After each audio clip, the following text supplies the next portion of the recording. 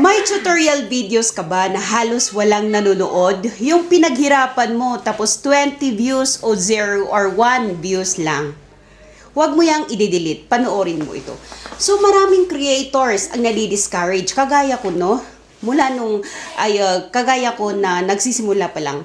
Kapag konti ang views ng tutorial natin, akala natin walang kwenta o walang nanonood. Pero sa totoo lang, normal na normal yan. So, bakit kaunti ang nanonood? Normal kasi, bago pa lang tayo.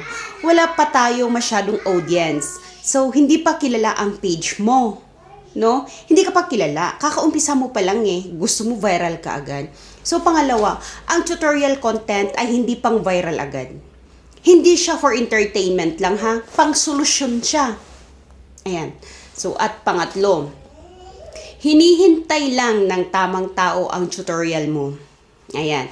Balang araw, may manonood dyan.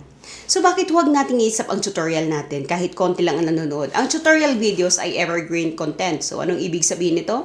Kahit lumipas ang weeks, buwan, o taon, hindi pa rin siya, pwede pa rin siyang panoorin. I mean, ganun. Isang araw, may mag-search ng problemang sinagot mo. Ayan. At lalabas ang video mo. Yan. So, ano ba ang dapat mong gawin? Dapat nating gawin, no? Number 1, ayusin ang title at hook. Sabihin mo agad kung ano ang problema at ang masusolusyonan, no? Pangalawa, gawing simple. Huwag masyadong komplikado. Isang problema, isang solusyon. No? So, pangatlo, consistency. Lagi nating sinasabi yan. Kapag marami ka ng tutorial, ayan, mas magiging credible. Mas magiging credible ka.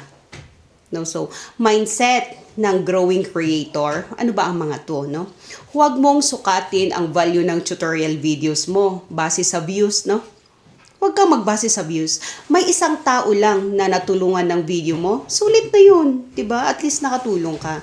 So, ang tutorial na walang nanonood ngayon, pwedeng maging dahilan ng growth mo bukas, kinabukasan, yan. So, lahat ng creators na malaki na ngayon, may mga videos din dati na walang nanonood. Pero tignan mo naman, dahil sa kanilang consistency, ayan. So, ang pinagkaiba, hindi sila tumigil. Kung creator ka na minsan nang na-discourage, tapos nahinto mo agad, wala. This is your sign. No? Pag na-discourage ka, this is your sign na lang na magpatuloy. So, follow mo itong ating tips, ang ating... So, ayan, ituloy lang natin ang pag-a-upload, no? So, sa mga hindi ko pa follower dyan, mag-follow po kayo at paki-share naman po itong ating video kung sa tingin nyo ay nakatulong sa pagiging content creator nyo. So, hanggang sa next na tutorial. Bye-bye!